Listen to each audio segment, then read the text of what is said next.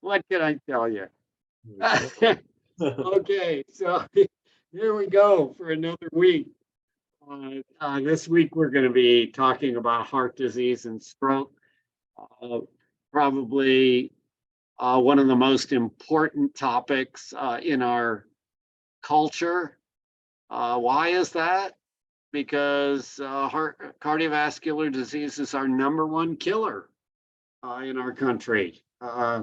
Cancer is kind of closing in pretty fast, but heart disease and cardiovascular disease is still taking the prize. And it's something that I imagine all of you are concerned about. Either you have a relative or you have a friend or someone you've had some contact with who has a problem with getting your arteries clogged up. And if you listen to John McDougall, he makes it very simple, as does Dr. Clapper. It's the food. I hear their words kind of ringing in my ear or my ears about how important the foods we eat, how they contribute to our chronic diseases. So that's what these classes are about. And we're thrilled to have you all here. I think I see a new face or two. And for those of you who are new, if you care to share how you heard about the class and what you might hope to get from it, we're really curious. Kind of leads us as to whose door should we knock on and who should we leave alone because they're referring people to the classes. So this is Gina Quinby. You're not new, but you changed your profile picture. Okay, great. That makes sense to me. And let's see. Anybody else who cares to kind of speak up that you're kind of new to the class? Is that, are you moving your hand because you're change it? It's Rob, it looks like, who. I'm moving my hand because I'm trying to get my tablet to display the controls at the bottom, which it likes to hide as soon as you look away. Yeah, it's a little tricky, isn't it, sometimes?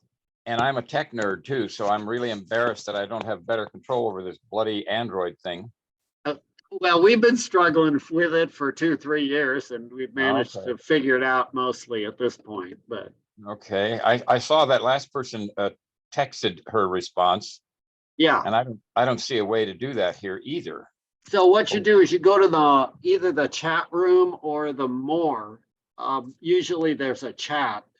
It says at the bottom of your screen, and if not, then go to the more with the 3 dots above it.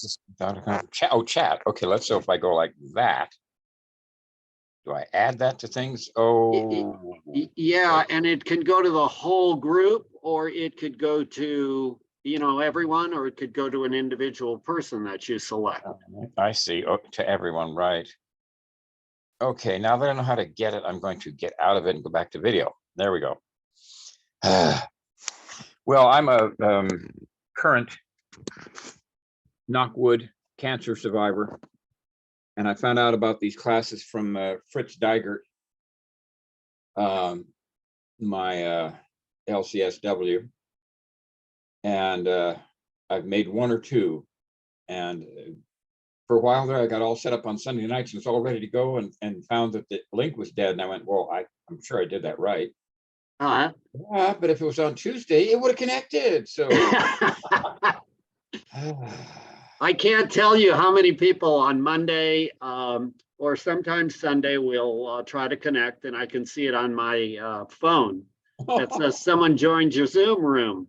And sometimes I'll try to log on to tell them, it's Tuesday is the meeting. And occasionally I'll find someone waiting in the room and they say, oh, sorry, but it's okay.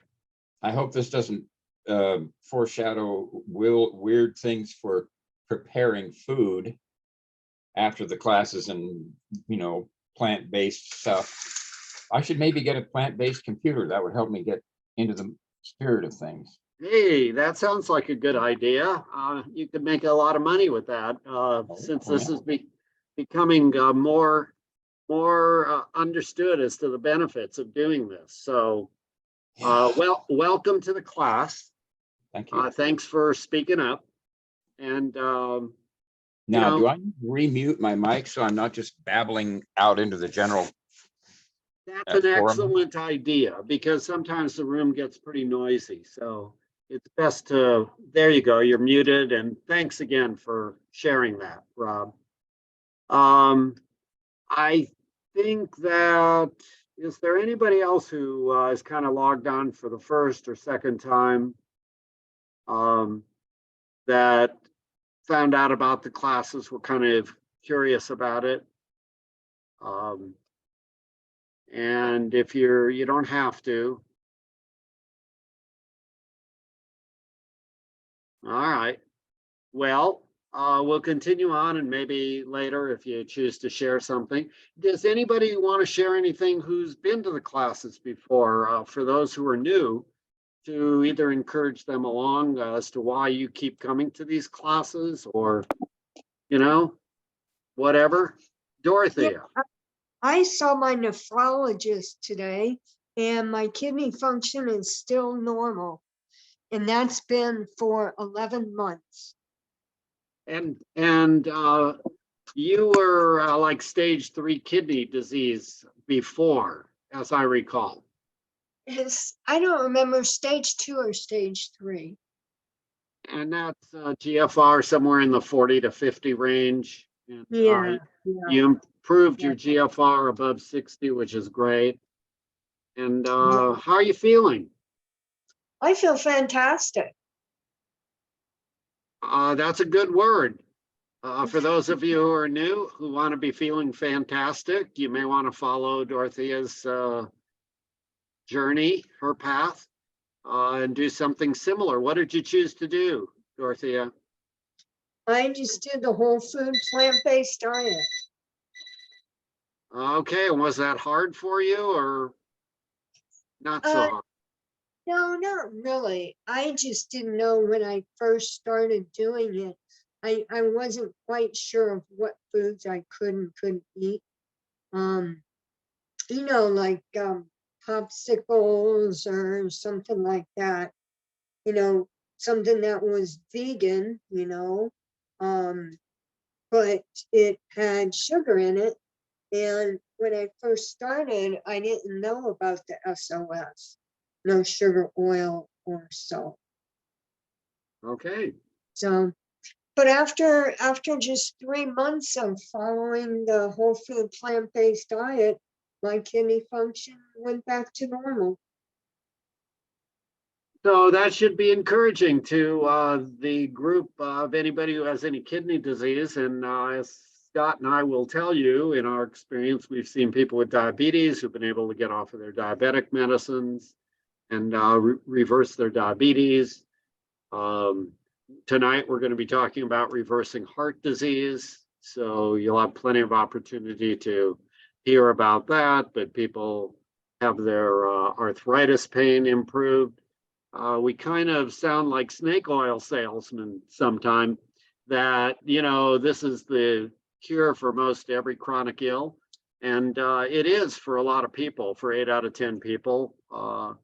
They're able to get off of their pills and or improve their life significantly. And that's what we're hoping for you and why we share these classes for free with you. So I see maybe another new face. Anybody else who's new want to share how you found out about the classes? Just unmute yourself and say hello and we'll welcome you. Like, seems like Pamela, are you new? Do you know how to unmute yourself? There's a little microphone at the bottom of the screen. No, that's my mom. She's here all the time, Charlie. Oh, she is. She has her Pamela. camera on. She usually doesn't have her camera on. Okay, well, welcome. It's good to see you in person. Your son has been just wonderful to work with. He's been an inspiration for me. and continues to be. And he has just been such a value to the community, making sure that these classes run, keeping up the website, and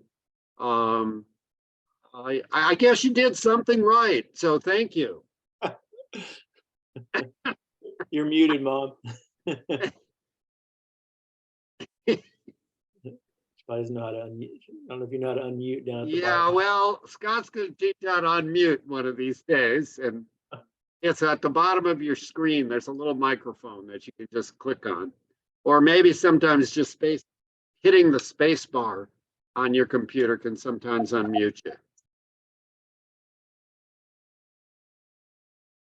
But if that doesn't work, you got to find a microphone.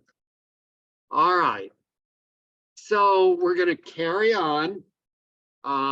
We've got a number of people here that we're thrilled to have. We not only is Scott here, but we also have Kristen Linsmeyer, who's a cardiologist, who's just moved to Eugene and planning on starting a lifestyle medicine practice of some sort, working on it, and welcome to you, Kristen.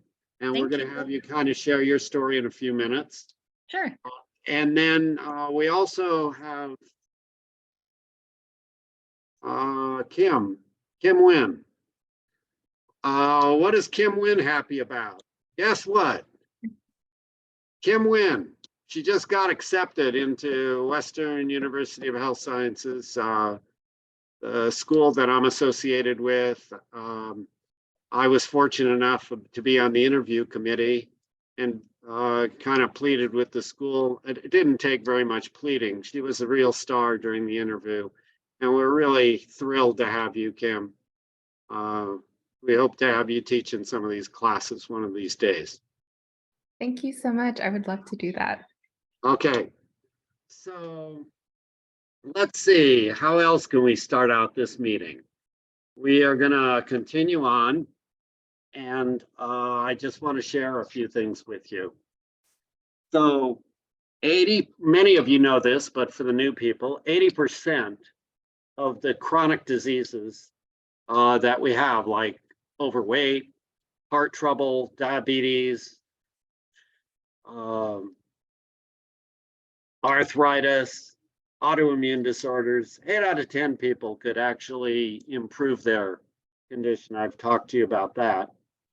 And I look at this as 4 causes of disease that either bring you health or cause you to have disease. The first is what you choose to eat. The second is how you move throughout the day. Like if you're sedentary, sitting around all day, or if you're getting up and moving a lot, and you might even try standing like I do during these meetings intermittently. It's a healthy thing, and your legs get stronger, and it provides a little more exercise in your life. The chemicals you choose. We all know smoking's not healthy for you. And drinking is, alcohol is not particularly the best healthy choice. But a lot of us don't realize that the 3rd or 4th leading cause of death is doctor pills. The prescriptions that we have depended upon for our health. Taking a prescription for your health may be an important thing to do if you have a thyroid that's not functioning, but you want to make sure you're getting enough iodine in your diet, not too much, before you depend on that pill to bring you your health. But for a lot of diseases and illnesses, taking a pill is just treating the symptom. Like for high blood pressure, you take a pill, it lowers your blood pressure, but it doesn't really address what the cause of that was. And that's what these classes are about. And so there's a 4th thing we didn't talk about as a cause of disease, and that's how you deal with stress in your life. And how you deal with stress can be, related to, when you have a lot of bills, or you have an argument with your significant other, or you have a son in prison. Those are kind of stresses in your life, and some of us deal with it better than others. But it also involves how you're sleeping, and it involves your social context, who you have to support you. And these classes are one of your social contacts, as it turns out. That's how it's turned out for us. It's kind of, as Scott says, our tribe. You know, when we come here, we are comfortable because we know there are people who are like-minded, who kind of understand this. And it feels good to know that we're not alone in this world. The American College of Lifestyle Medicine lists 6 things out. I list 4, and I include 3 of them under stress in my mind, but you can choose to do whatever you like to do, actually. Now, the important thing about this meeting, we're going to be talking about heart attack and stroke. There are 2 studies in the world literature that have actually demonstrated reversal of the clogging inside your arteries. And they do that, they demonstrate that by doing an angiogram. You put a catheter in an artery, you squirt some dye outside the heart arteries, and you watch and you see how blocked they are. And you take pictures. And then you put people on diets, or put them on exercise, or put them in yoga and meditation or group therapy. And then after you do that for 1 year to 3 years, you do another angiogram and you compare the pictures and you see what you get. And tonight you're going to see what you get. You're going to see that if you really do all the things associated with lifestyle health, like Dr. Dean Ornish did in his study 30 years ago or so, you'll find that 85% of the people actually showed improvement in the blood flow. And that means opening up of the coronary arteries. And then if you do what Esselstyn did at the Cleveland Clinic, you'll find about 35% did that. But you'll also note that Esselstyn actually stopped people from having further heart attacks, stents, or bypasses. Even though they may not have shown the opening up of their coronary arteries, they stopped having heart attacks, stopped having the need for stents, stopped having the need for further bypass surgery. That was such an impressive study that when Sanjay Gupta shared that with us in a program called The Last Heart Attack 11 years ago, my wife and I were watching that program, and she asked me, "Do you think we should do this?" And I surely did not want to do it. But for her sake, because her dad died at age 41 of his first heart attack, and her mom had had a bypass, and her brother had had a bypass, for her sake, I thought I could do it for a month, and then she could keep doing it if she wanted to after a month, and I would kind of go back to eat how I wanted to eat. Well, it's been 11 years. The first month, I lost 10 pounds. Without being hungry for 1 day. My cholesterol level dropped from 240 to 148 the first month, 30 days. I was so happy, I jumped up and down with joy. And I changed what I was practicing from emergency medicine to lifestyle medicine, treating the root cause of disease instead of just treating the symptoms with another pill. So one of the reasons I do these classes is for penance. Penance for all the pills that I pushed on people because I didn't know any better during my first 35 years as a physician. And I got to finish the story. After 11 years, I love what I'm eating.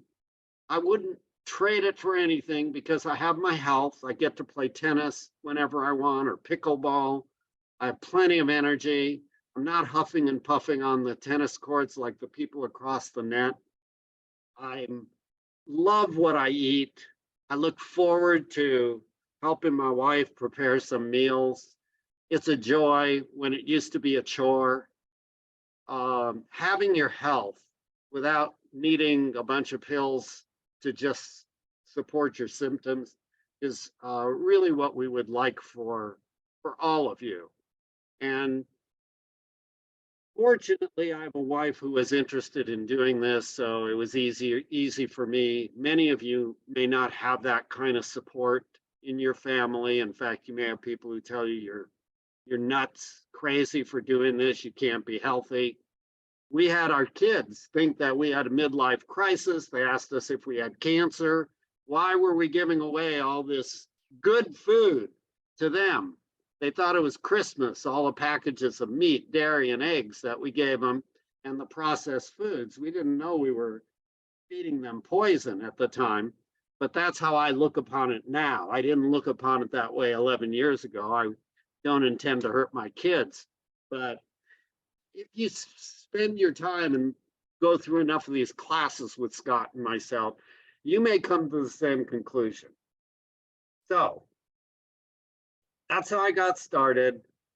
That's what we're doing. And I want Scott to be able to play kind of the person who saved my life was Sanjay Gupta, but he reviewed, see if I can find it here. Can't find it. I left the book. It's called How to Prevent and Reverse Heart Disease by Dr. Esselstyn. And Scott's going to go into that. And I watched Forks Over Knives. And then we went ahead and started doing this completely, never looked back. And you don't have to do it that way, but it'll be totally your choice. So Scott, I've talked enough. Carry away. All right. Well, it's a good segue. I'll go to the class website, and I'll show the book first. Great. Because I have it on here. So all of you are familiar with the class website. If not, www.livelifestylemedicine.com. This is the class website. And so check that out if you're new to it. You can scroll down the homepage and watch the website tutorial here if you're new to it. Just click it. It's about a 15-minute recording of me going over all the ins and outs of the website, where things are and everything. But let me show you first, since Charlie was talking about the book, Prevent and Reverse Heart Disease, go to hover over resources here and click on books. And we have books list associated with the different classes, introduction, all the series on mind and health that we did earlier this year. I'll scroll down, weight management, food addiction. We'll get down, there's diabetes, gastrointestinal health, which will be coming up a little bit later this year, cancer, the pediatrics and families classes that Eric Colgrove, the pediatrician, just did in the last few weeks. The book he was recommending there was this one here, Nourish. And then here we go, cardiovascular disease class tonight. So here's Prevent and Reverse Heart Disease by Dr. Caldwell Esselstyn. So if you haven't read it, it's a good one, especially if you have heart disease. It'd be a real good one. It's even a really strict way of eating, even inside of the whole food plant-based lifestyle. He's pretty hardcore because he's trying to reverse people's heart disease. People that were called SC's Walking Dead is what they called them. The patients that he took care of at the Cleveland Clinic were patients that a lot of them were told they weren't going to live out the year. They'd already had their bypasses and stents. There was no more plumbing left to help them. And a lot of them were told, yeah, you're probably not going to live out the year. So go see Dr. Esselstyn. And so he's, was really, really strict with, like you hear Charlie talk about, a fistful size of green leafy vegetables 6 times a day to stimulate the production of nitric oxide, to open up the arteries and all that. So I wanted to show you that, but I'm going to also now show you some of the video from Dr. Esselstyn. So if you go back up to hover over the videos section, click on that. And there's various videos here for different classes and just recommended videos. And I have the full video, the full lecture here. This is actually from 2012, so quite a long time ago, but the section I'm going to show is a little bit about the kind of the pathophysiology of heart disease, kind of the ins and outs of it a little bit. That's really, really interesting. And so I would recommend watching the whole lecture at some point. It's about I think it's close to an hour and 20 minutes for the whole lecture, which is here. And he actually did it in Portland, Oregon. It was actually, gave it there. But I want to show about a 13-minute section of this lecture right now. So you can get a kind of an overview of heart disease. And then go up to here. So Dr. Esselstyn's, he was trained as a general surgeon, So he, Through the easy by part. training as a general surgeon, but there's kind of a longer story as to how he got into it, which he talks a little bit about here in the full lecture. But he's now does preventative cardiology, so he still sees patients. He still, a lot of the patients that he originally did in his original study in the 1980s, he still sees a lot of them. Has published continued studies on patients that he still sees showing reversal of heart disease. But let's watch this section just discussing some ins and outs of heart disease and some of the physiology, kind of how things work. It's really interesting. Now it gets a little harder, and I'll try to work closely with you on this, but we really want to get this right. Obviously, on the right here, it's a seriously diseased artery. You're all probably saying, when that finally closes off, there's going to be a heart attack. Well, not so. Only about 10% of heart attacks come from something which is this ugly looking. On the other hand, I want you to look at the left, because even those of you in the back of the room will be able to see that which is the absolute guardian and life jacket of our blood vessels. All experts in this will agree to this. That single layer cell lining of our arteries, that magic carpet, has a name. It's the endothelium. The endothelium, E-N-D-O-T-H-E-L-I-U-M, the endothelium. Now, the endothelium has some very, very remarkable functions that we're going to talk about in a few moments.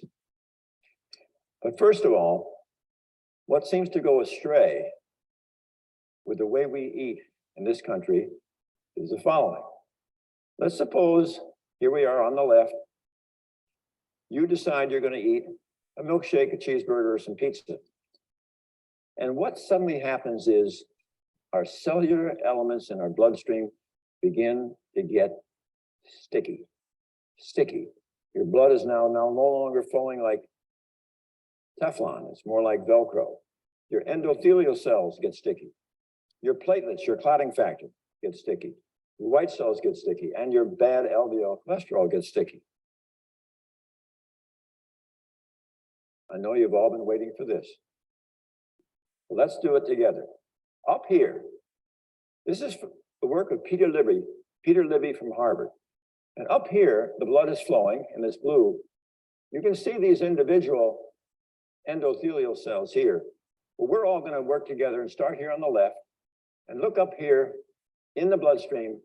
Orange, your LDL cholesterol, which now is sticky, and it crosses through the sticky endothelium. So now in the subendothelial compartment, we have LDL cholesterol, which, as the artist has depicted by making it yellow now, suddenly gets oxidized. Oxidized by these nasty free radicals that we have in our diet. And the subendothelial compartment cannot abide those nasty oxidized LDL particles, so it calls upon our SWAT team, the white cells, which Peter Libby here has painted blue in honor of Yale. Right? Okay. So the white cells or the macrophage begins gobbling up like Pac-Man all these nasty LDL particles, and it gets over here, and suddenly it is now so chocked full of these LDL particles that we in medicine do what we do so often to confuse you. We change the name. It's no longer a macrophage. It's now, well, I call it Darth Vader, but it truly is called the foam cell. Now, what is so nasty about the foam cell? The foam cell now is an absolute cauldron. It's a cauldron of oxidative inflammation, hydroxy radicals, hydrogen peroxide. And what happens is the foam cell manufactures these nasty, nasty chemical substances we call metalloproteinases. It's not on the test. Elastase, collagenase, metalloproteinases. What do they do that's so bad? They thin out this kappa with the plaque. It gets thinner and thinner and thinner until here it's so thin that the sheer force of blood racing over that tears it. And now that seminal event has occurred. You now have ruptured your plaque. Here you are with a 30% plaque, which probably many of you in the audience have today. Completely innocuous, not a problem. Because 30% blockage is not going to give you any symptoms. You have to be over 75% block before you get symptoms. But this now, with the rupture, there's extravasation or the spillage out of plaque content into the flowing blood, which activates our clotting factors, platelets.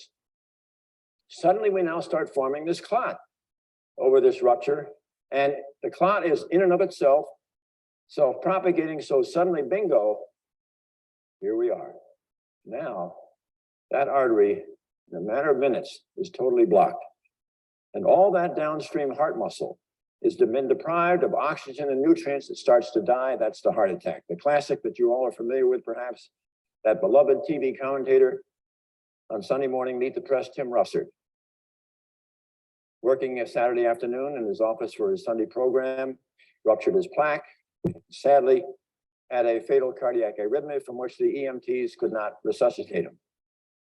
So, but you know, the exciting thing about this nasty cascade that you see here, there is good news. And that is, all I have to do is to convince you that if you simply change your internal biochemistry, doesn't take a great deal, but it's enough. When you stop injuring that inner layer, that guardian, that life jacket of your blood vessels, you stop injuring the endothelium, you raise that magic molecule that it manufactures, and what happens is you can never rupture your plaque. I'm going to show you today how you strengthen the cap over the plaque. That's how you make yourself heart attack proof. And guess what? There's no shot, there's no pill, there's no procedure, there's no operation. We're going to talk about 4 defense mechanisms that all of you have. 4 natural defense mechanisms today that are not being treated with standard cardiovascular medicine. And let me just say at the outset here, I have nothing but the greatest admiration and respect and reverence for the fund of knowledge of my cardiovascular colleagues. But we've been at this same deal, treating heart disease now for 60 years. And it's getting a little bit old because it doesn't seem to work. None of it is treating the cause. None of the drugs, none of the imaging, none of the procedures, and none of the operations are treating the causation of the disease. And Thomas Edison said that dissent is essential for progress. So let's have a little constructive dissent. All right. Now, this for years was a cartoon I had in my presentation. Halfway through his hearty man breakfast, Dwayne told you felt several of his small arteries slamming shut. No longer a cartoon. Here, forget the x-ray. Just focus on this artery that's just half filled with a plaque, and half still open.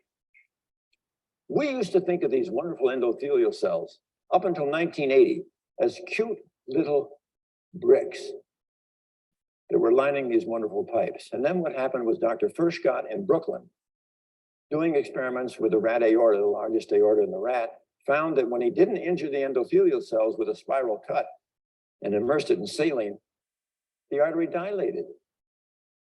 So now the race was on globally. What was this factor that Furchtgott had discovered? And he labeled it the EDRF, the endothelial-derived relaxation factor. Thank heavens, that term was only around for 8 years. Because at the end of 8 years, Dr. Furchtgott, Dr. Murad, Dr. Luignaro, 1988, discovered it was a gas, nitric oxide, which we all make. And it has absolutely some wonderful properties.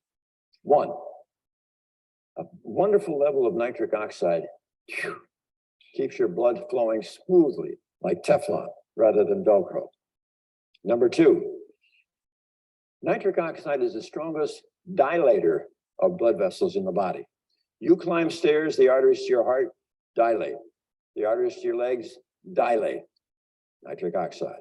Nitric oxide will also prevent inflammation from forming in the wall of your artery, keep you from getting arteries that are stiff, keep you from getting high blood pressure, hypertension. Number 4, pretty important, nitric oxide, plentiful amounts, protects you from ever developing blockages or plaque.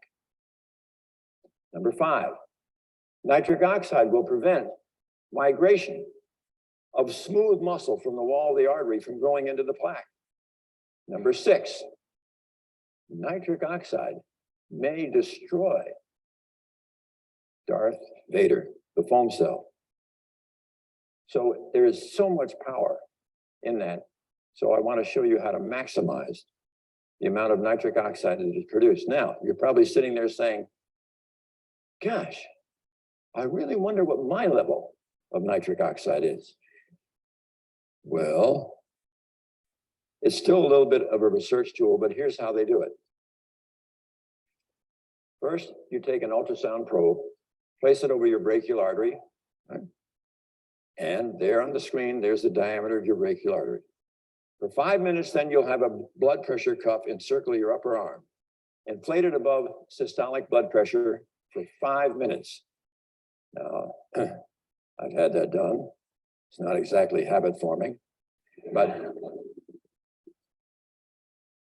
then you release the cuff and immediately take the ultrasound probe, measure the new diameter of the brachial artery, and in the normal individual, it'll be 30% greater because of that time that the cuff was elevated.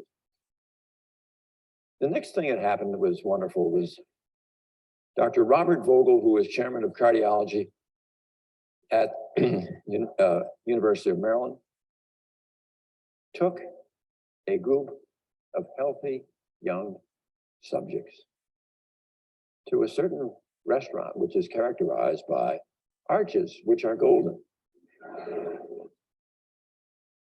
The half that had the cornflakes, brachial artery tourniquet test, boop, normal. The half that had the hash browns and sausages, within 120 minutes. Those healthy young subjects, after that meal, could not dilate the artery 120 minutes. That single meal had so savaged, had so imperiled, had so injured the capacity of the endothelial cell. It made nitric oxide, they couldn't dilate. But as they followed them a number of hours later on into the early evening, they began to recover. But you and I know, the next morning for breakfast, oh, scrambled eggs and bacon. Lunch, how about some white bread with cold cuts and mayonnaise? Supper time, baked potato with sour cream. Lamb chops, vegetables soaked in butter, ranch dressing on a salad, and ice cream for dessert. Here in America, we just take those lovely little old endothelial cells, morning, noon, and night. We just pound them and we injure them. And then we graduate from high school with coronary disease. Okay, isn't it nice to get it all straight? All right, looking at some different diets. Here's flow-mediated dilatation, same thing as the brachial artery tourniquet test in sense.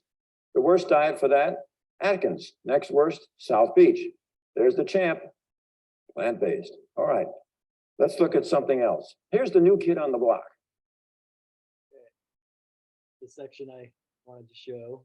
But yeah, I encourage you to watch the first 7 minutes that I didn't show, and then there's still another good hour after that.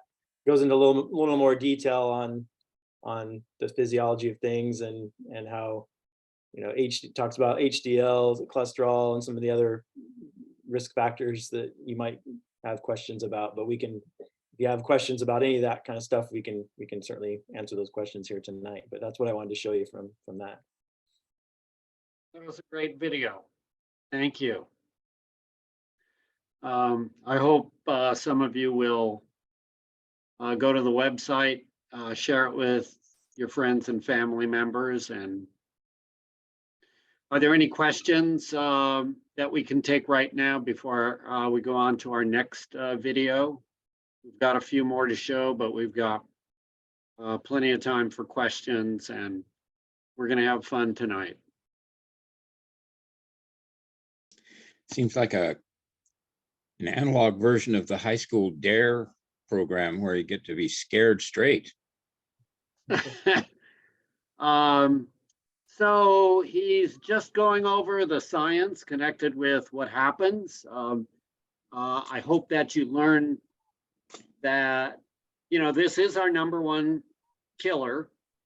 And we do live under certain myths. One of the myths is we think that if our arteries get blocked up slowly, that's the major cause. But if you notice from what he said, that the soft plaque that may not be recognizable is the plaque that actually does the killing. Because when it ruptures, the body goes in and tries to heal it up, seal it off, and it gets quickly clogged up, as opposed to slowly clogged up. If you slowly clog your arteries, your body can adapt by building new arteries. It's called collateral circulation. And so you can survive those really blocked arteries, but it's that acute event that occurs. And he told you how to prevent that plaque from rupturing. And how you do that, you increase your nitric oxide. And how do you do that? We will go into tonight. It's the food. Another thing, Go ahead. another thing I was going to mention too is, if you rupture your plaque and you're forming a clot, and then you develop chest pain, then it's imperative that you go to the hospital and have a stent put in or a bypass, because you're actually having a heart attack, and your heart muscle will die if they don't get the blood clot removed and get the blood flow open back up. So that's important to make that distinction.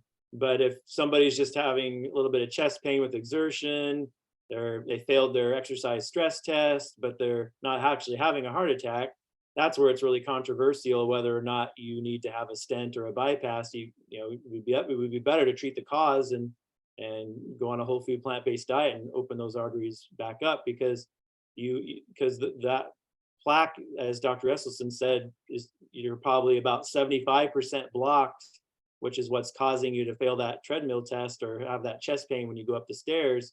It doesn't mean that 75% blockage necessarily will rupture and completely occlude you. And like Charlie said, if it does go from 75 to 90 to 100% slowly over years, usually you've developed that collateral blood flow, like he's talking about, around the blockage, so that if it does finally clot 100%, you still have some blood flow getting around it, so your heart muscle's not going to die.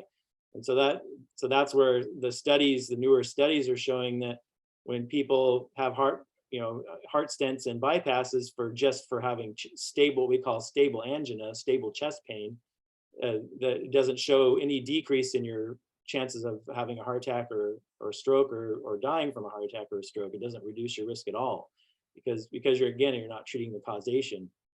And then another thing that's interesting I would like to add to that is, because we have some newer imaging, a lot of you have maybe heard about cardiac calcium scoring that people are doing.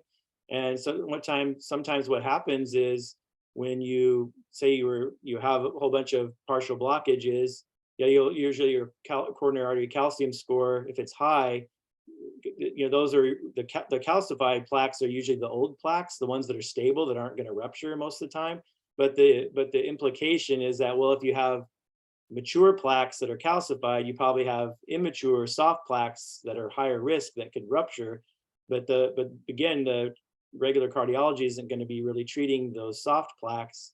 And yeah, you get some benefits from good blood pressure control, taking a statin, an aspirin, things, some of those kinds of things, antiplatelet therapy. There are what we call maximal medical therapy that does reduce your risk slightly of having a heart attack or a stroke, but it's still not treating those soft plaques, because when you get an angiogram, you don't necessarily see those 30% blockages that are soft plaques. You don't know that they're there. You just kind of, if you have the calcified plaques, then it's an indication that you probably have the soft plaques as well. But what's interesting though is people that go on a whole food plant-based diet, what's been shown is their coronary artery calcium score sometimes will actually go up over time, which is really interesting because if you think about the physiology, it kind of makes sense, because if you dissolve away, either like when Dr. Esselstyn showed that plaque there, he talked about how you could strengthen the cap so it doesn't rupture.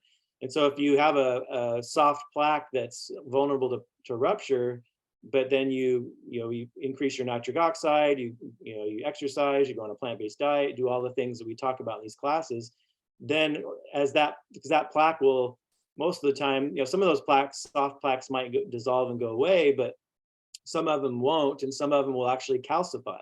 And so a plaque that may have been soft and vulnerable to rupturing in months to years down the road because of your healthy lifestyle, now it's calcified. And so sometimes you'll see that the coronary artery calcium score might even go up over time when you go on the plant-based diet, because you actually are stabilizing those plaques. They're now calcified. It's kind of like a old wound, think of these plaques as like a zit, like a pimple on your artery, and it'll just eventually either dissolve or it'll scar down and become calcified. And so I thought that was, because Dr. Esselstyn, they didn't have the technology back then for the coronary artery calcium that they have now. So just a little tidbit that I picked up along the way with that. So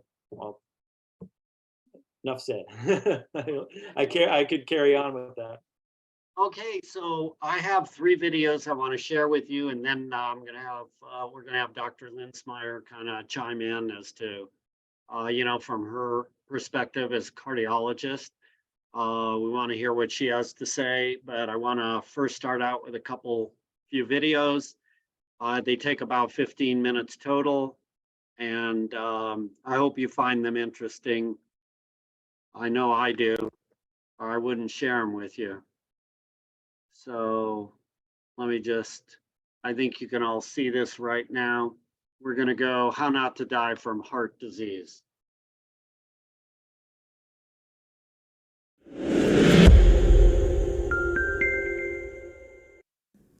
The most likely reason most of our loved ones will die is heart disease. It's still up to each of us to make our own decisions as to what to eat and how to live, but we should make these choices consciously, educating ourselves about the predictable consequences of our actions. Atherosclerosis, hardening of the arteries, begins in childhood. By age 10, the arteries of nearly all kids raised on the standard American diet already have fatty streaks, the first stage of the disease. Then, the plaques start forming in our 20s, get worse in our 30s, and then can start killing us off. In our heart, it's called a heart attack. In our brain, it can manifest as a stroke. So if there's anyone watching this older than age 10, then the choice isn't whether or not to eat healthy to prevent heart disease, it's whether or not you want to reverse the heart disease you likely already have. Is that even possible? When researchers took people with heart disease and put them on the kind of plant-based diet followed by populations that did not get epidemic heart disease, their hope was that it might slow the disease process down, maybe even stop it. But instead, something miraculous happened. The disease started to reverse, to get better. As soon as patients stopped eating artery-clogging diets, their bodies were able to start dissolving some of the plaque away, opening up arteries without drugs, without surgery, suggesting their bodies wanted to heal all along, but were just never given the chance. That improvement in blood flow to the heart muscle itself on the left was after just 3 weeks eating healthy. Let me share with you what's been called the best-kept secret in medicine. The best-kept secret in medicine is that sometimes, given the right conditions, the body can heal itself. If you whack your shin really hard on a coffee table, you can get all red, hot, painful, swollen, inflamed, but will heal naturally if you just stand back and let your body work its magic. But what if you kept whacking your shin in the same place day after day? In fact, 3 times a day, breakfast, lunch, and dinner. It never healed. You'd go to your doctor and be like, oh, my shin hurts. The doctor would be like, no problem. Whip out their pad, write your prescription for painkillers. You're still whacking your shin 3 times a day. Oh, it still really hurts like heck, but oh, it feels so much better with those pain pills on board. Thank heavens for modern medicine. It's like when people take nitroglycerin for crushing chest pain. Tremendous relief, but you're not doing anything to treat the underlying cause. Our body wants to come back to health if we let it, but if we keep re-damaging ourselves 3 times a day, we may never heal. One of the most amazing things I learned in all my medical training was that within about 15 years of stopping smoking, your lung cancer risk approaches that of a lifelong non-smoker. Isn't that amazing? Like your lungs can clear out all that tar, and eventually it's almost as if you never started smoking at all. And every morning of our smoking life, that healing process started until wham, our first cigarette of the day, re-injuring our lungs with every puff, just like we can re-injure our arteries with every bite, when all we had to do all along, the miracle cure, is just stand back, get out of the way, stop re-damaging ourselves, and let our body's natural healing processes bring us back towards health. The human body is a self-healing machine. Sure, you could choose moderation, hit yourself with a smaller hammer, but why beat yourself up at all? I don't tell my smoking patients to cut down to half pack a day. I tell them to quit. Sure, half pack is better than 2 packs a day, but we should try to only put healthy things in our mouths. We've known about this for decades. American Heart Journal, 1977, cases like Mr. F.W. here, heart disease so bad couldn't even make it to the mailbox, but started eating healthier, and a few months later he was climbing mountains, no pain. Now, there are these fancy new anti-angina, anti-chest pain drugs out now that cost thousands of dollars a year, but at the highest dose may be able to prolong exercise duration as long as 33.5 seconds. It does not look like those choosing the drug route will be climbing mountains anytime soon. Right? See, plant-based diets aren't just safer and cheaper, they can work better because you're treating the actual cause of the disease.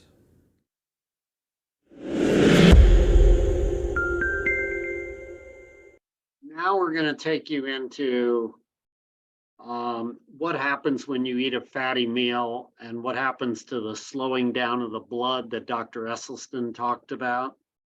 And then we'll get into representation of what happens when you eat high-fat meals. Watch this. This is a dramatic representation of what happens when you eat a high-fat meal, whether it's vegetable fat or animal fat. Initially, the blood cells, they flow by each other very smoothly. They actually repel each other, the cell membranes do, and you have this rapid, effective blood flow throughout the body. Then you eat the fat, vegetable or animal fat, goes through the gut into the bloodstream, coats the blood cells, and now they hit, stick, clumps, sludge, and now you have ineffective circulation. This affects the whole body. You feel sleepy and sluggish. People who have narrowed heart arteries, they get chest pain. This clumping and sludging causes the blood pressure to go up, and it continues, this sludging, for about 10 to 12 hours after you eat. And finally, after about 10 to 12 hours, the blood starts to break up, and we then have normal, effective circulation. Boy, that was shocking. I'll bet my... Let's go to The fatty surgery. material called atherosclerosis. This is a beautiful So we're at surgery right now. The chest is open, and this is a coronary artery that they're pulling plaque out of. example of what atherosclerosis looks like. There it is. And I'm going to just gently tug on this now. I love it. It's a little hard to pull. Dr. Kupot, if you could give a little pull too. We'll see if we can get this thing out. We are just holding our breath so that you will finish the case.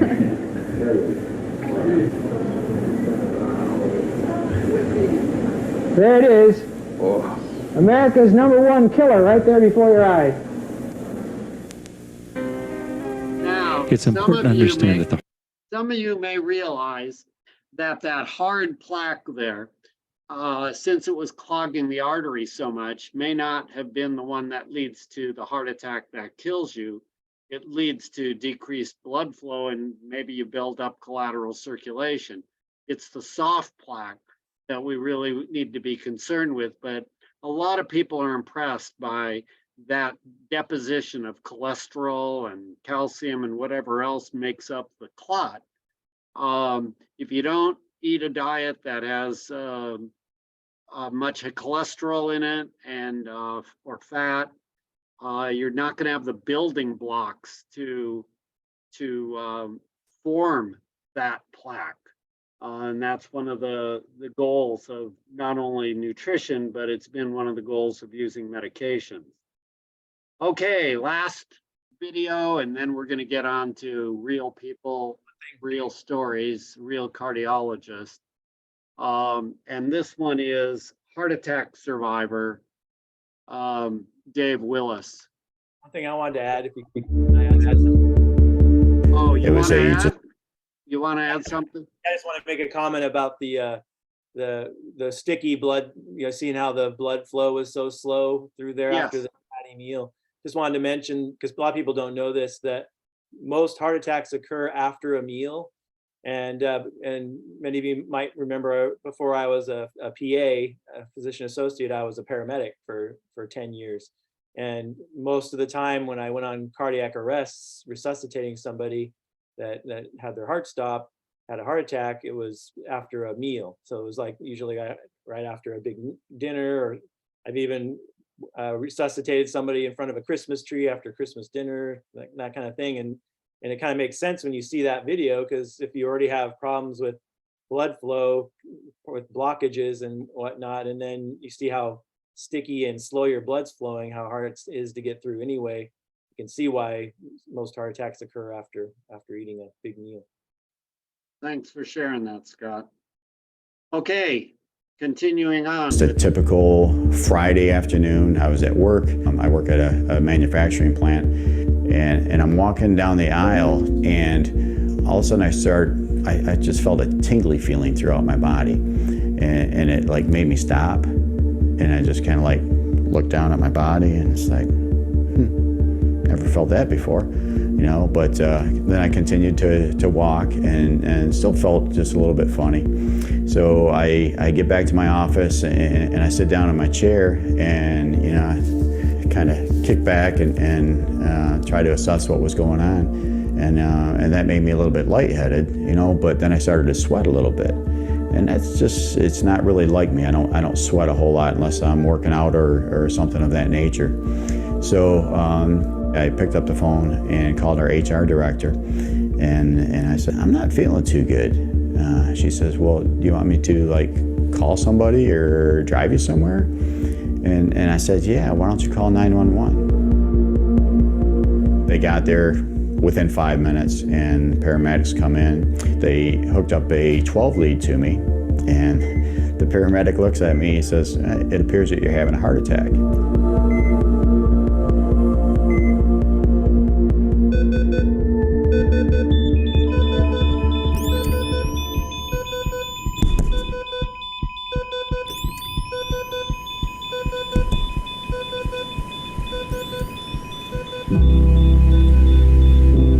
So prior to my heart attack, I always felt that I was a pretty healthy guy.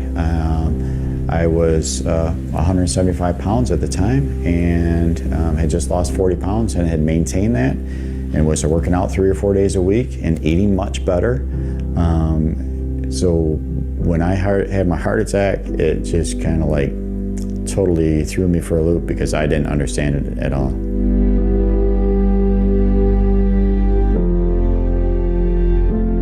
I'm in the recovery room, and my son was there, and I looked at him and I said, hey, what's up?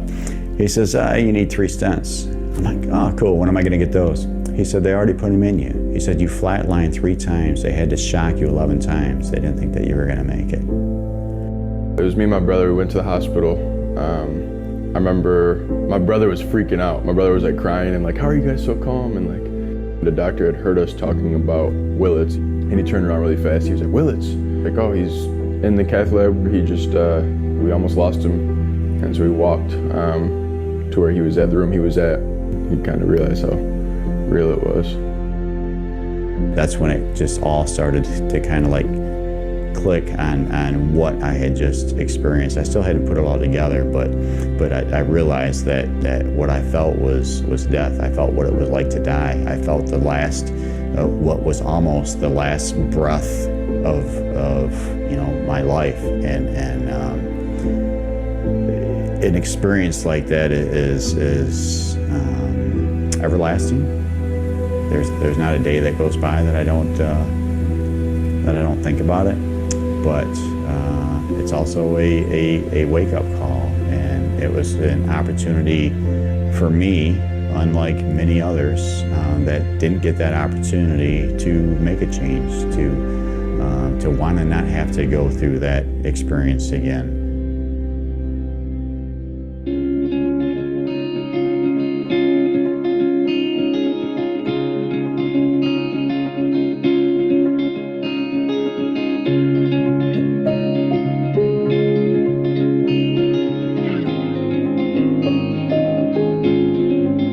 Cleared out all the junk in my refrigerator, just threw it away, went across the street to the grocery store, picked up every leafy green that they sell. Of course, it's all labeled when it's on the counter and you pick it up, but when I got home, I had no idea what to do with it. I mean, I didn't even, there was no label, I didn't even know what it was anymore, so I couldn't even like Google it to see what I was supposed to do with it.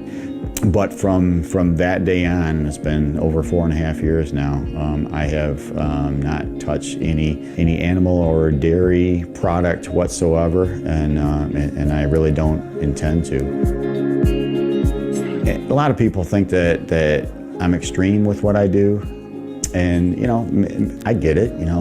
Maybe I am, but with what I experienced, I mean, that was an extreme thing to me, and so it was worth taking a chance. It's been 4.5 years now.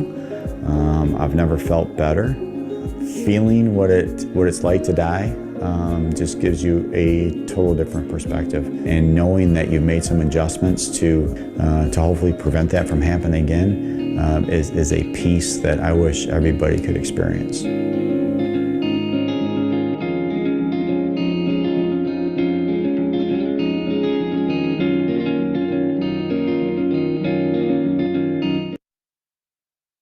Okay, so you may have some questions. I do want to give Dr. Linsmeyer a little bit of opportunity to chat with you all, and then when she's done, we'll open it up for questions and have some more fun. So, Kristen, carry it away. Thank you. I've been a cardiologist since 2006. That's when I finished my training, and I got my first job out of training. And I'm really glad that you ended with that video. That man who presented his stories is like most patients that I take care of. Along some degree of the spectrum. Some people have milder heart attacks. Some people have more severe heart attacks that they've almost died from.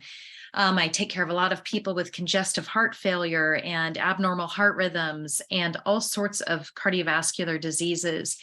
And I really love what I do. It's very gratifying, and I'm really honored to be able to help take care of these people and educate them. But the real privilege is not in prescribing all of these medications. It's really in the education of my patients to help prevent this from happening again. And as I progressed along my career, after about 10, 12 years, I was starting to feel a little frustrated because I felt that all I did was increase people's blood pressure medications or add more blood pressure medications or increase their cholesterol medications, and I wasn't really making any progress. And so, I think it was Charlie or somebody said toward the beginning, I didn't really feel like we were addressing the root causes. And I don't want to minimize the impact that cardiovascular specialists have in medicine. I'm really proud of what I do also, and I have wonderful colleagues. But over 80% of diseases that we acquire as adults are lifestyle related, and less than 20% have really any genetic basis. So your genes or your genetic makeup does not equal your destiny. It does not mean that you are going to end up with the same heart disease that your father did when he was 41, or your siblings did when they were young.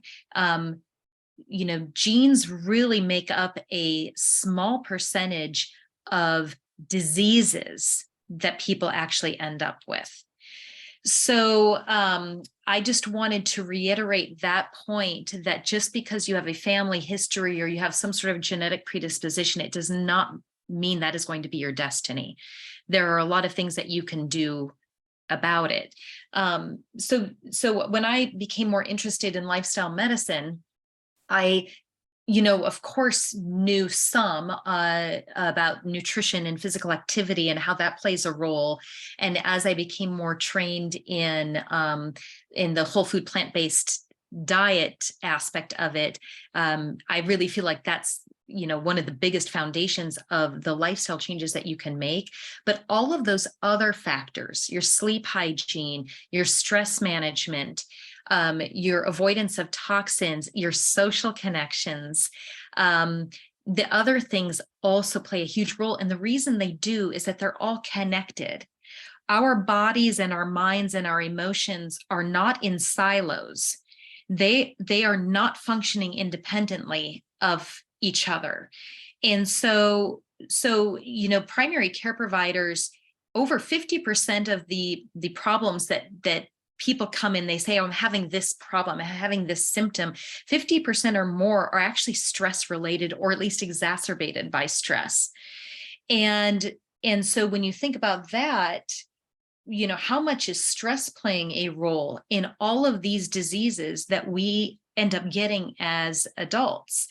And so factoring in all of these other things, physical activity and your nutrition are kind of no-brainers. Yes, we need to work on those things, but all of the other things like sleep and the quality of your sleep and your stress management and your support system are equally important. And it's kind of incredible how they all interact and they're all related to each other. There's a psychologist, Dr. Susan David. I listened to her being interviewed on a podcast, a Brene Brown podcast one time. And Susan David was talking about toxic positivity and how there's this trend, or there has been this trend about trying to just eliminate or avoid all stressors in your life. And she said, you know who the goals of having no stress and no problems in your life, that's the goal of a dead person. Mm-hmm. Only dead people have no stress and no problems to work through and no uncomfortable emotions to deal with. Those are the aspirations of a dead person.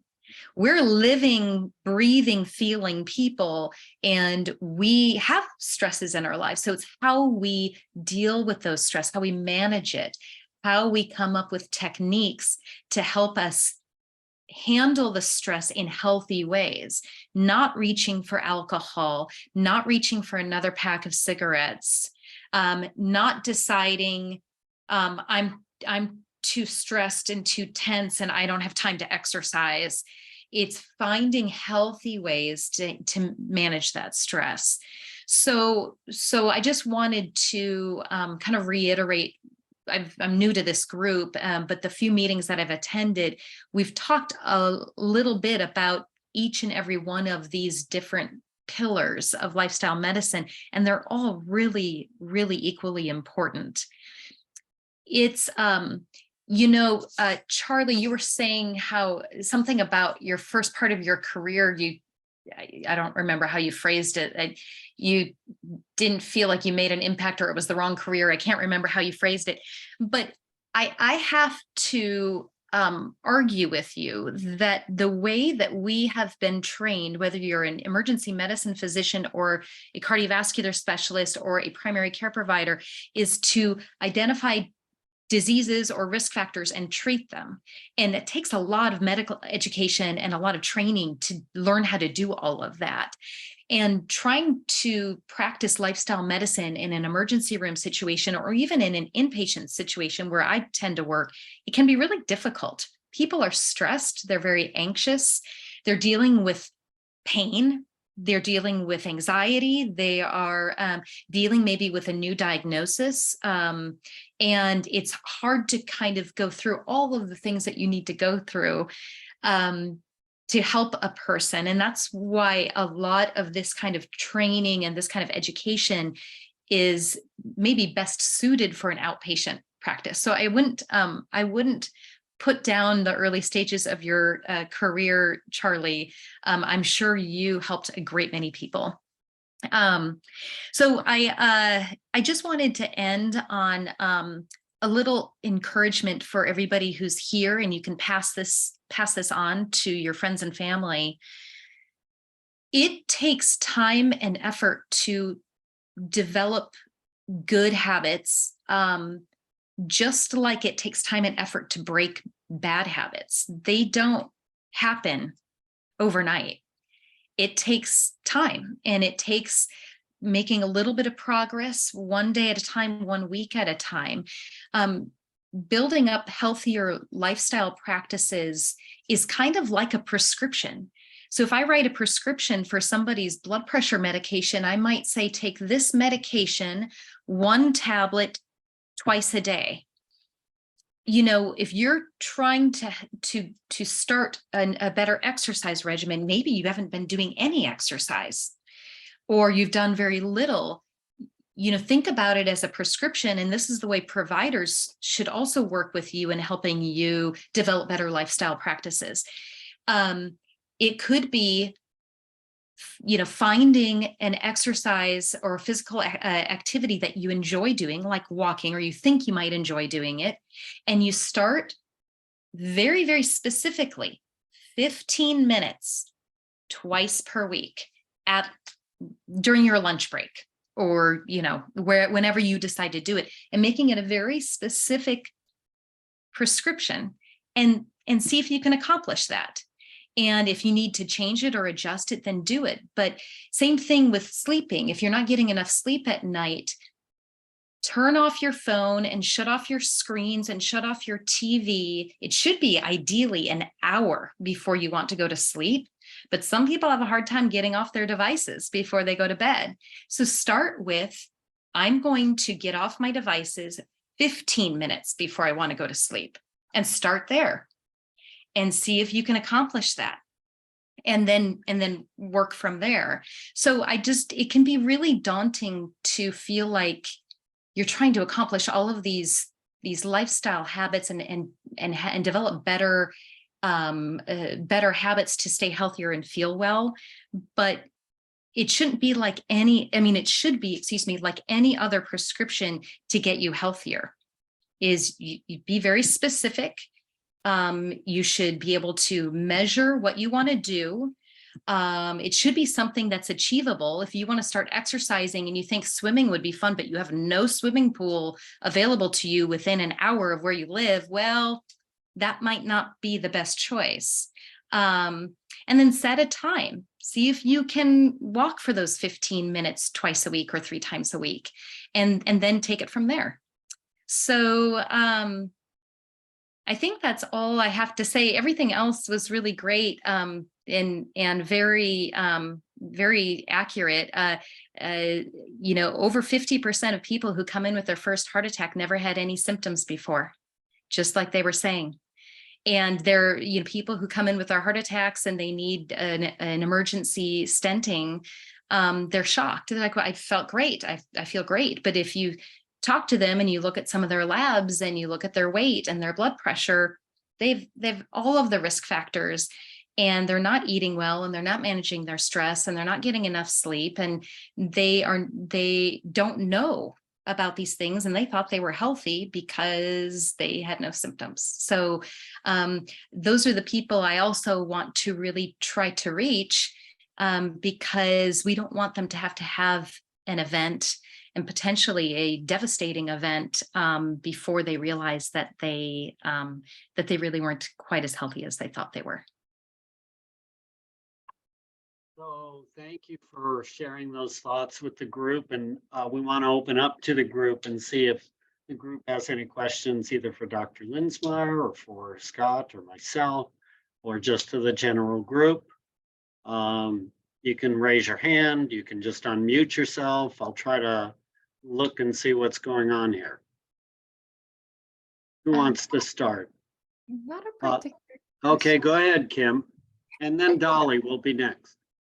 Not a particular question, but thank you, Dr. Linsmeyer, and all the healthcare providers here. I'm glad that there's a group like this. I watched my dad for years since I was a kid drink 15 pills a day, had heart failure, had all the valve replacements, the pacemaker, was on pills for blood thinners and had to go see the doctor every 2 weeks because of that.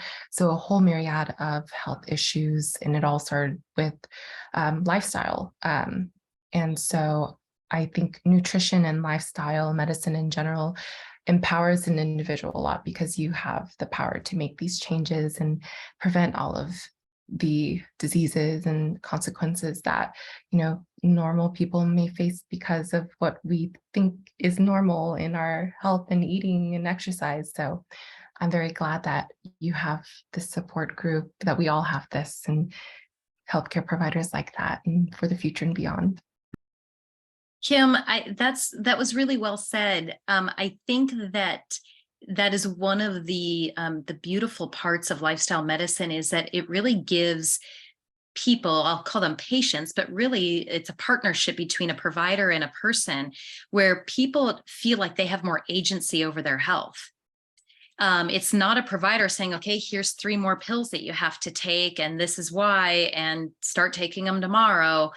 And I think a lot of people feel like it's beyond their control, but with practicing healthier lifestyle habits, and making better choices in that way, it's really that people owning their own bodies and minds, and having that agency, and that can make all the difference in people wanting to make the right choices and do the right thing. Okay, Dolly, and then Susan. Yeah, this is Hank.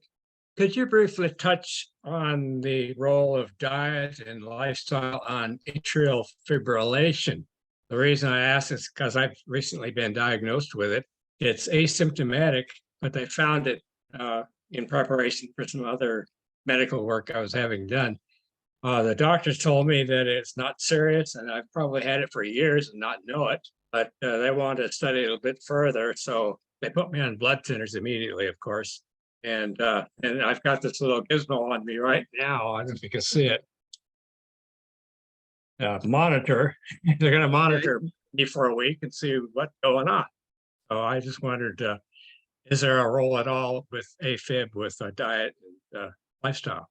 What blood thinner are you on? I'm using Eliquis.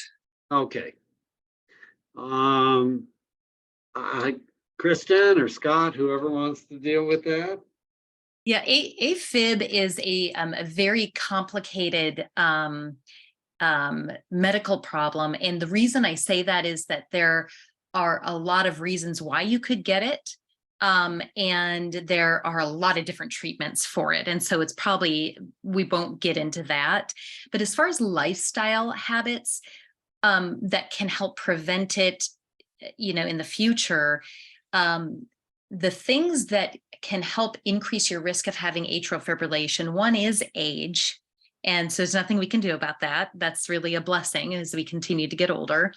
But having high blood pressure, so dealing with the factors, the lifestyle factors, or doing the lifestyle factors that can help prevent high blood pressure or lowering blood pressure, exercise, low sodium diet, a plant-based diet, stress management, treating any underlying sleep disorders like sleep apnea.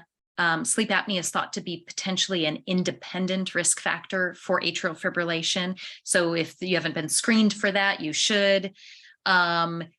Being overweight or obese is a risk factor for atrial fibrillation. So you can see where I'm going here. A lot of those types of problems can then set you up for developing atrial fibrillation down the road.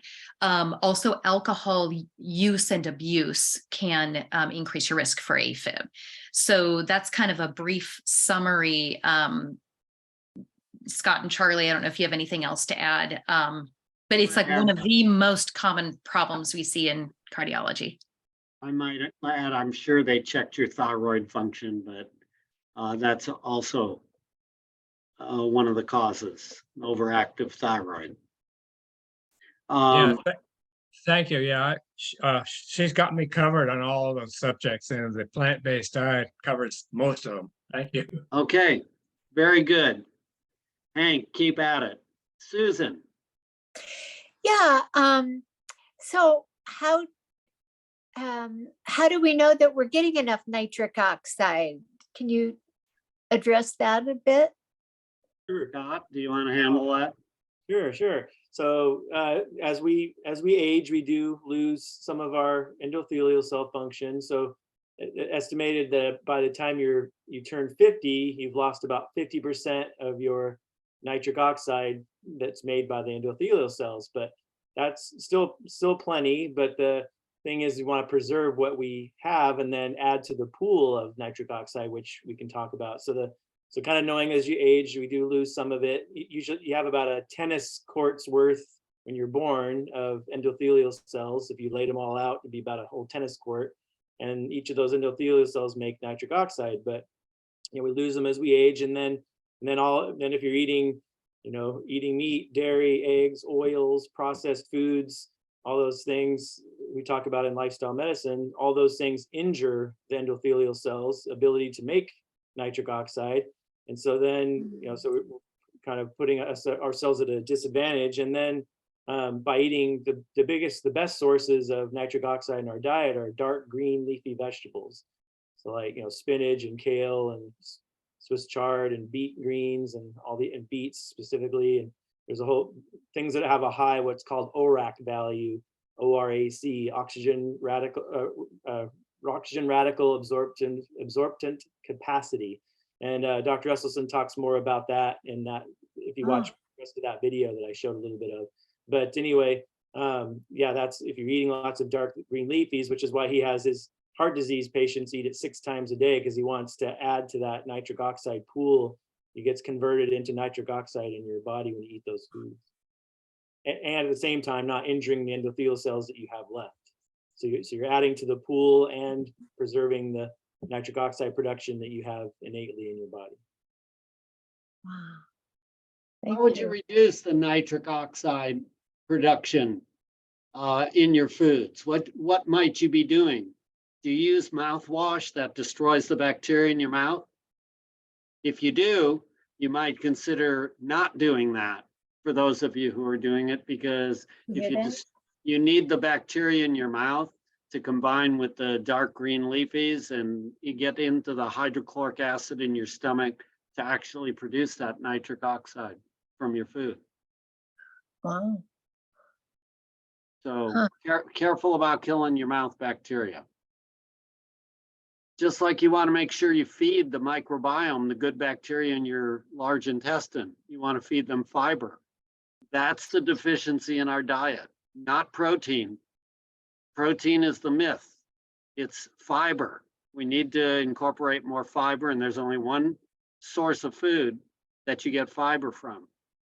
You know what that is? Plants. Plants. Yeah, plants. You get 0 fiber from any animal product. We sound like broken records sometimes, but every one of these sessions has the same answer to get your health. It's just a little different science with each session. Who else? Thank you. You're welcome. Ken, we haven't heard from you yet.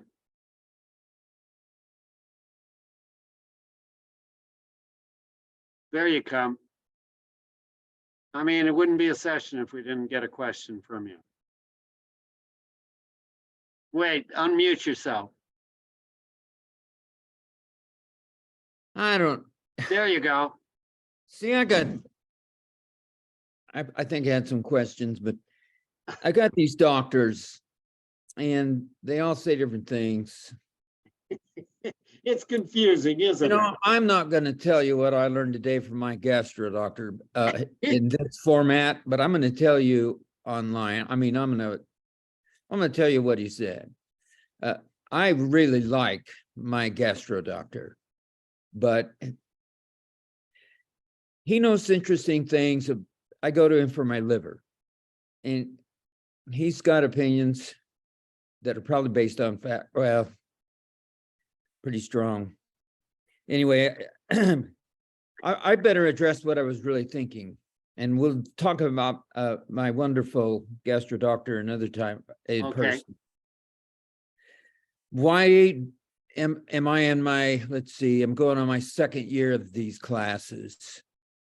I don't know how people do it without these classes, because everywhere I go, people notice I'm not eating meat and they think there's something wrong. And that's one reason, you know, I'm really fond of Jeff Novak, is he's got all these cool one-liners. And one is he goes home for holidays and people say, "You're still on that stupid diet?"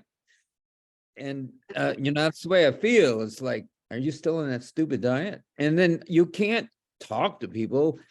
I have people, man, I don't know how often somebody says, "Well, I'm a scientist and you got to show me the proof before I'll consider it." And I don't dare show them any proof. They're not going to listen.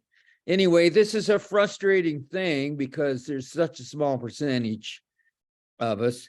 And so that's why I'm keep coming to these classes, hear the same things sometimes, hear new things every time. And I just encourage people to just keep it up. And then we get experts like the cardiologist here. That's a real bonus. So thank you. Thank you, Ken. We appreciate that. Yeah, you know, I just wanted to comment that I understand how hard it is when you don't have a support system who will kind of go on this path with you, and it can make it really difficult. And it doesn't matter what kind of change you want to make in your life, whether it's quitting smoking or exercising more or eating a whole food plant-based diet. It's hard to do it alone. And it's especially hard when you are doing it in the face of skepticism. So this is your support system. So I think that just telling people to come to these meetings and show them by example, leading by example, will help. So we have we had 34, 35 people in this classroom tonight. When Roseburg, they do classes 4 times a year, they have over 100 people now who are coming in person and online. That's a much smaller community than Eugene, but within a few years, I suspect our classes will get there. So Ken, there will be even more people coming soon. So I see Lisa Chick popped up. Haven't heard from you tonight. We got to hear from our third-year medical student, counselor expert in motivational interviewing. Thanks, Dr. Ross. Nice to see everyone tonight. I missed last week. If you also need some additional support and not sure where to get started, what recipes you might like, or how to manage those situations where you're at a big family gathering or something like that, or just need a little bit more motivation and tools to help you out, I'm available to talk to you for free, and I love to do it. Schedule's a little bit tight right now, but in the last 2 weeks of June and the beginning of July, I'm gonna send out an email with my availabilities, and you can just make an appointment with me, and we'll do it virtually, and it'll be a lot of fun. I got a lot of good comments from people who have interacted with Lisa. Go ahead, Scott. Sorry. I was going to say, are you still using that scheduler that I have the link for everybody on the weekly newsletter, or is that still live? Yes, there's not an availability for this week and next week, but I'll be using that one when I do update it. Thanks, Scott. So if you haven't signed up for the class newsletter, you can sign up on the top of the homepage on the class website, livelifestylemedicine.com, and all the details about the free health coaching is down towards the bottom of the newsletter. There's a link you can click on to sign up for the health coaching. Susan, is your hand up because you have another question? Or no? Okay. We just want to see if there are any other questions. We have time for maybe one or two more, and then Scott, you can tell us what's going on next week. Next week is high blood pressure, hypertension. Hypertension next week, another good topic. We'll have fun with that for sure. But is there anybody in the group who's been afraid to speak up or a little shy? Try not to be, it's okay. Someone else probably is thinking what you're thinking and they're just not wanting to say anything about it. I'll look in the chat room.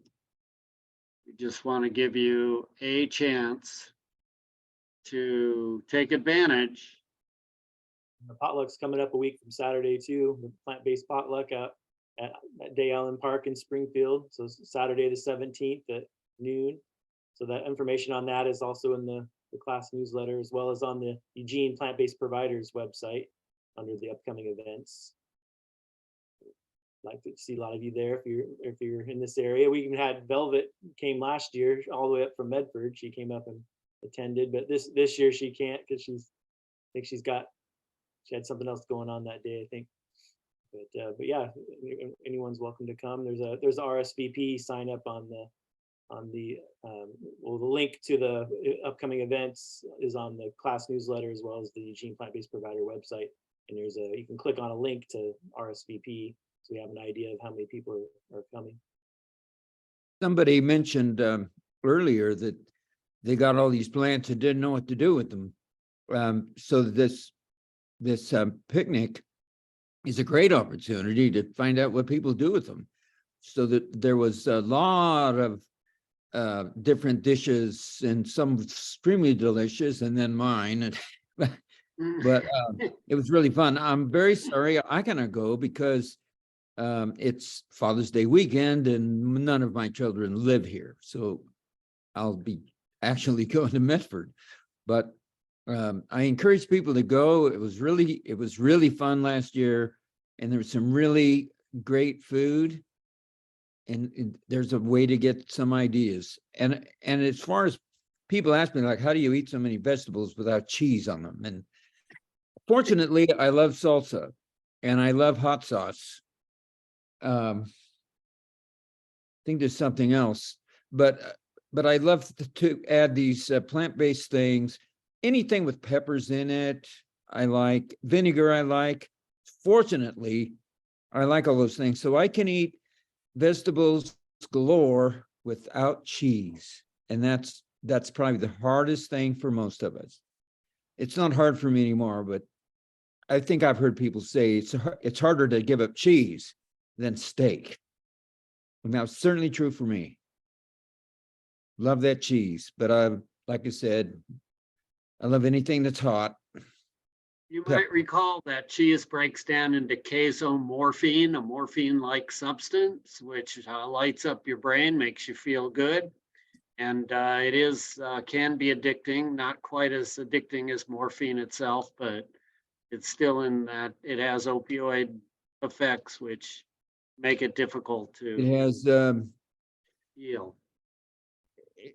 It's a tryptophan in it too, so it gives you all kinds of good feelings. Slows you down, makes you want to sleep, makes you want to be friendly. But I like hot sauce. Hot sauce gives me energy. I'd rather have energy. So John says their feet looked a little swollen a week or two ago, decided to cut back on salt. And so that's probably a good thought. If it works, that would be great. And maybe you'll let us know next week how things are going. Anybody else? Last question.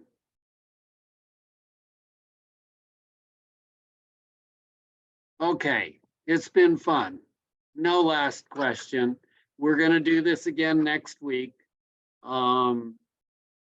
We're grateful for all of you who've come and contributed, and thank you, Dr. Linsmeyer, for sharing your time with us also, and Thank you. Wow, Lisa, Kim, Scott, and everybody else. your growing list, your growing family of the doctors, providers, Isn't it great? just gives us tremendous credibility. So thank you, Kristen. And look forward to seeing you in the future. Okay. Scott, thanks again, and we'll see you next week with high blood pressure, hypertension. Take care, everyone. Night. Good night.